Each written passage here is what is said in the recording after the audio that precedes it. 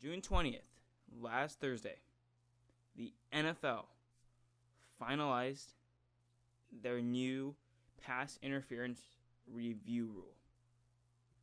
And for the simple breakdown of it, it basically allows coaches to challenge pass interference calls and no calls up until the 2-minute warnings of each half. In the last 2 minutes, so after the 2-minute warning of each half and during overtime, the officials can stop the game to review the play that just happened and conclude based off their what they saw live or the replays that play in the arena or the ones that they see in that moment that they're shown, which are the same ones that we see on broadcast. And from there, they have to conclude through clear and obvious visual evidence. Also, the rule states that there will be stricter criteria during these stoppages so that we do not extend games, all that stuff. So really making sure that it doesn't muck up the feeling and tempo of the game. And then also this rule can be implemented as well during Hail Marys at the end of the games.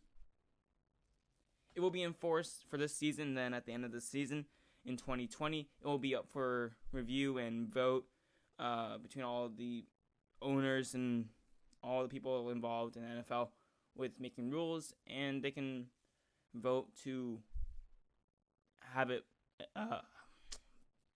implemented again. That's the word. Have it implemented again into the season, permanently or temporarily again, and they can make small tweaks to it next season. But it will be there for this whole season as a little trial and error sort of thing. Similar to how this past season it was in the form of the roughing the passer rule. Let's take a little flashback to the roughing the passer rule. Once we got note of it, we thought, okay, we get what it is. We understand what it is. It's supposed to protect the quarterback. That makes sense. And in our minds, we were like, it could go wrong, but in the end, we're going to keep quarterbacks safer. And we saw little adjustments in the preseason and the first few weeks to get accustomed to the rules, where we saw teams that were very, very, very well coached, like the Patriots, took their time and understanding and then try to just rush after the QB and played it a lot safer. And then you had other teams that continued to make the same mistake over and over and over again and kept on getting these penalties called on them. However, at the same time, later on in the playoffs, we saw them rear their ugly head. This rule, the roughing the passer rule, not only in the regular season did it rear its ugly head, but in the playoffs. If you check social media anytime during the playoffs, anytime the Patriots in particular played, you would see a lot of comments that were very upset about this rule. Because you have these situations where, whether it was Tom Brady, Aaron Rodgers, Phillip Rivers, Drew Brees, Patrick Mahomes, that would get tapped on the shoulder, on the helmet, or anything, and a penalty would be called. Penalty flag would go flying across the field, and it would be called for a 15-yard penalty or however much yardage it is. And in some cases, you can understand it. Someone got hit really late, and it should have been called. And then in other cases, they didn't get touched at all, or they got touched barely, like a hair, and it got called. And then what ended up happening is that in the playoffs, you had these quarterbacks taking devastating hits, late hits, may I add, and these referees were scared to throw the flag because they got so much backlash for poor calls that ended up affecting some of the games. Now, I believe that this penalty implementation with the pass interference is going to do something similar to that, where we will have the preseason and the first few weeks of the season of teams adjusting to it, trying to maybe abuse it, and then adjusting to that abuse of it, figuring out little loopholes around it, all that stuff, because that's just what teams do. So there will be results like we saw with the roughing the passer, where it will rear its ugly head in the regular season and the playoffs. But I think that the NFL did do a better job writing down the letter of the law for this rule, mainly because they added the clear and obvious visual evidence, as well as they implemented the extra part saying there will be stricter criteria during stoppage. Now, I believe that, coaches are going to continue throwing challenges and all that stuff, telling people to review it. There will be reviews, there will be stoppages, and it will kind of get annoying at times. But I think that the NFL tried to do their best to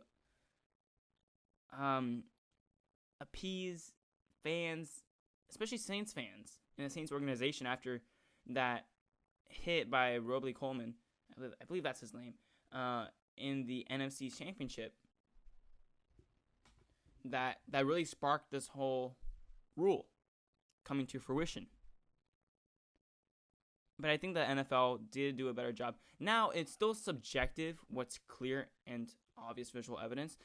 And I highly advise reading an article on Deadspin by Dom Cosentino, because he does a great job of describing not a team-built loophole around it, but more of an accidental loophole of it, dealing with broadcasting and how certain, let's say, perspectives on the cameras from the broadcasting, which the referees do see. They don't get some secret sort of footage, 360 footage. No, they get what you see on TV. And how certain clips like that can change and alter the perspective and the call ultimately. I do believe that it will have a similar impact as the roughing the passer call, the rule, the penalty. I don't think it'll have that much of an impact and a lot of people will be that upset at it. But I do believe that there will be plays where we now expect it to happen, where we'll see something and we'll be screaming at the TV to challenge the play and call a penalty, just because we're going to take that as the letter of the law. And I hope that it doesn't become that case.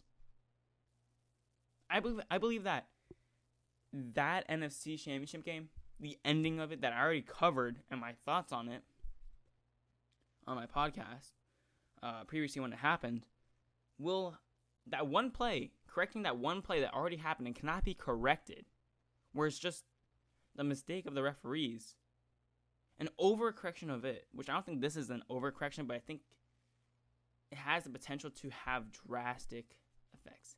And that one play, and this correction of it, will have incredible ripple effects just for that one play going uncalled. Just for one play going uncalled. We will see teams try to manipulate this rule. We will see teams that cannot adapt to this rule and will fail and crash and burn. But there's always one team that you can count on to adapt with any rule change. And that is the New England Patriots. They will do just fine with this. I don't know about any other team. There will be struggles. But I'm telling you right now, the Patriots are probably in camp already, going through drills of this. I'm telling you, they are. They probably are, because that's just how good they are. And that's how good Bill Belichick is.